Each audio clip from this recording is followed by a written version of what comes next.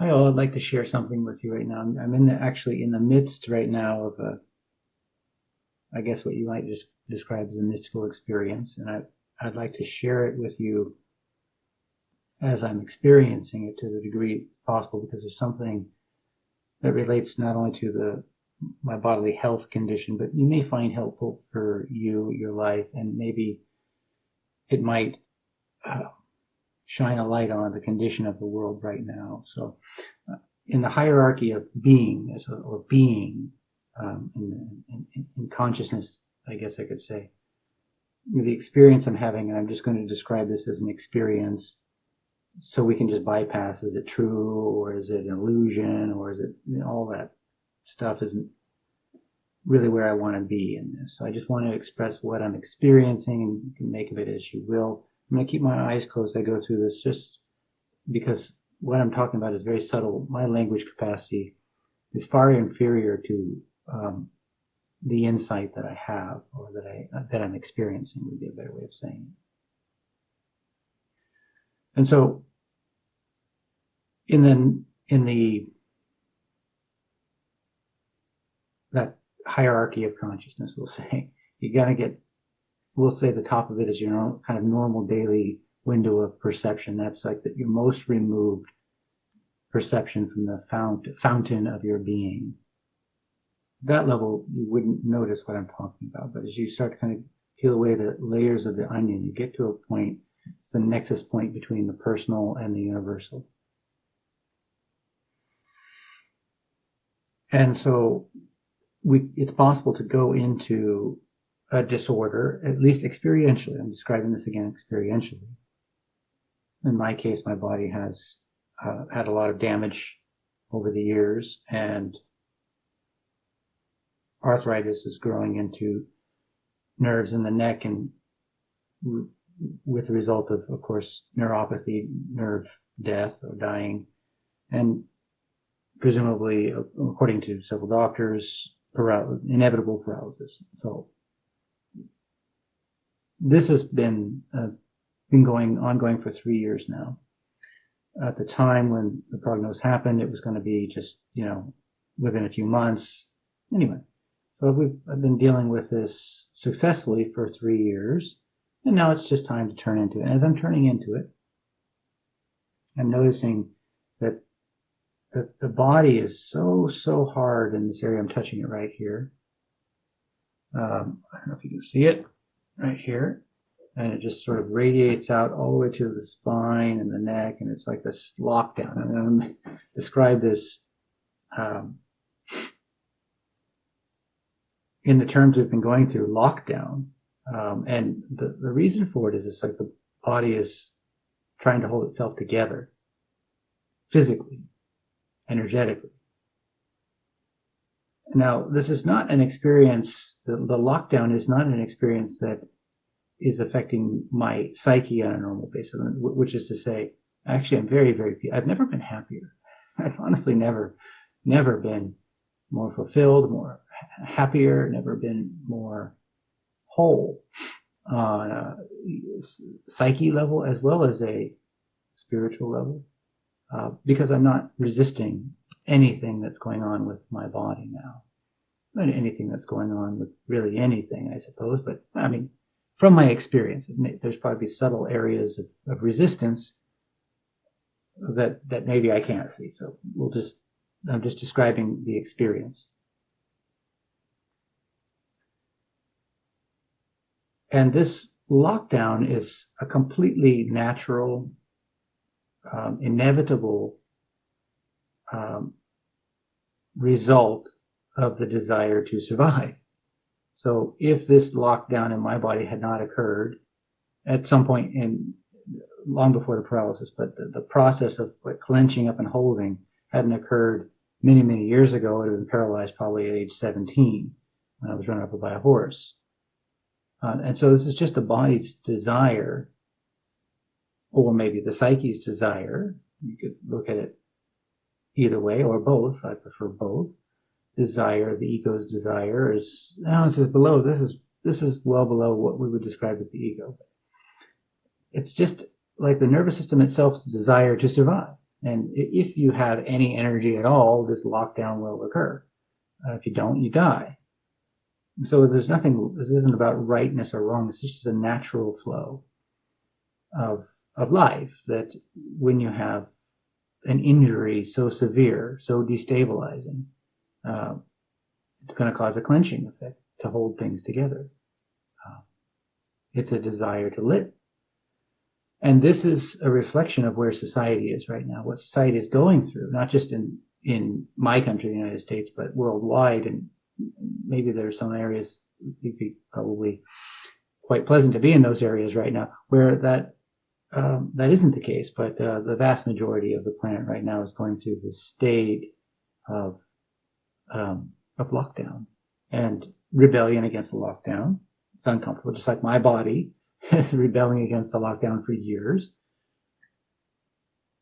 And that's all very natural. This, again, is not about right or wrong. I'm not discussing any of this on a moral level, like this should be or this shouldn't be. This is just the flow of life. And as there's an injury that's severe enough, the body needs to support or hold together to the degree that it can. And it's simply going to do that if it has any tendency to desire to live. In society, that's what's going on. The injury is, incidentally, not actually COVID-19. That is just what's bringing out the injury. The injury is a profound level of distrust that has developed and has grown throughout the ages.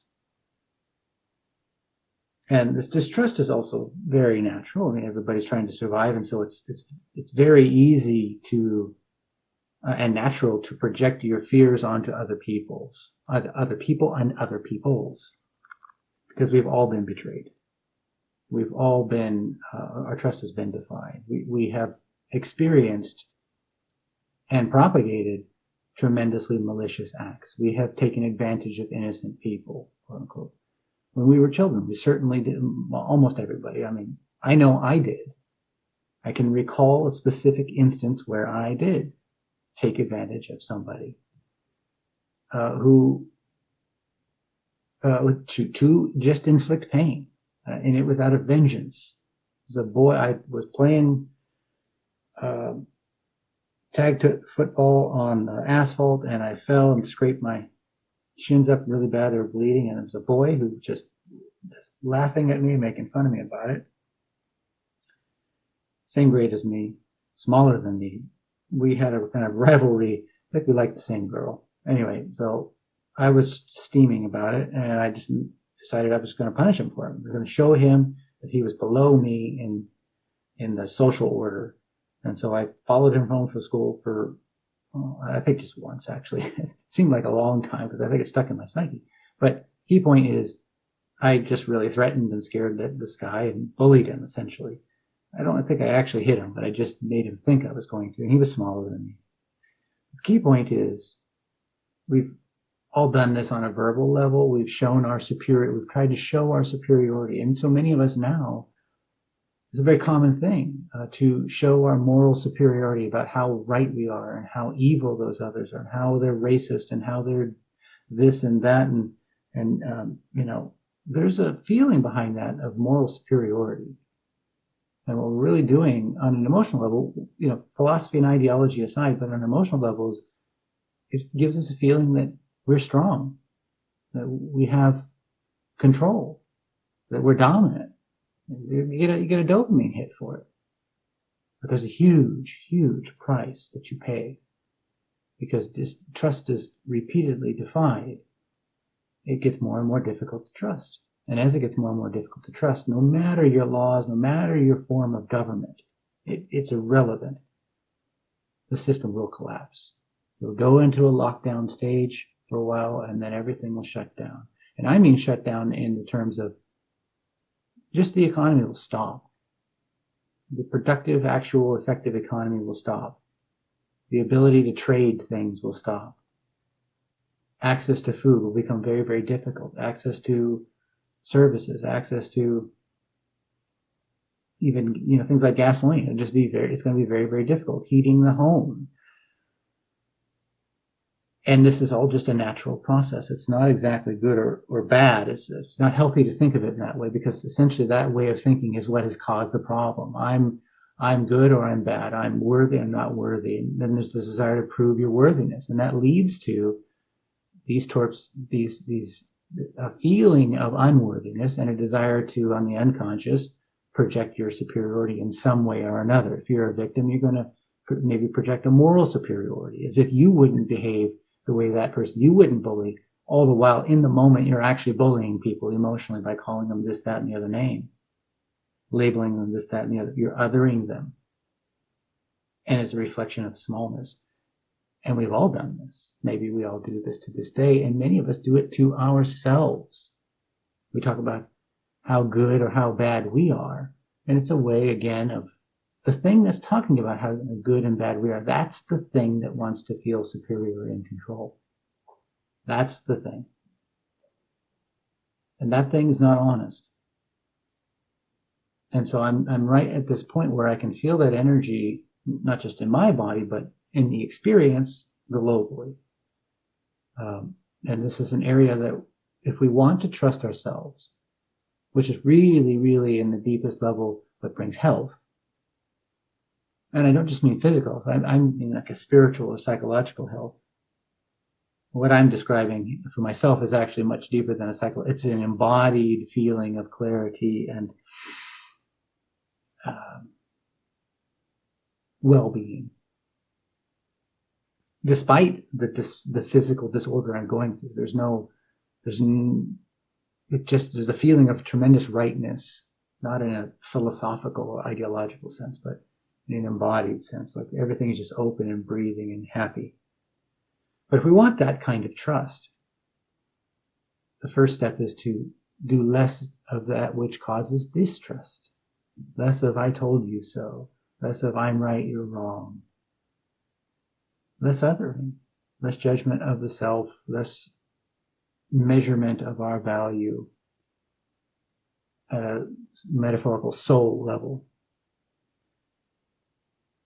I believe if you do those things less, you will feel larger inside, whole, clearer, healthier, like something inside. There's a catharsis that happens that starts to become you.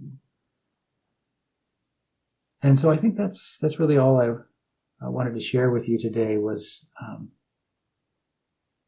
this catharsis potential, and to invite you to play the trust game or the trust experiment. To invite you to the trust experiment, a little less morally judging. Let's think about things more in terms of what we actually prefer in our lives, holistically, if we really loved ourselves and loved others, with less finger wagging. That will I believe you'll greatly enjoy that experiment. And before I sign off, if you'd like to understand kind of what I'm going through, the story of the trust experiment, you can see the video that I have here. You'll see a little box that'll come up at the end of this video. And then I have 6, maybe 7 videos now, I think, in the trust playlist. And so if you'd like to see those, you can find them over here, maybe. Thank you so much.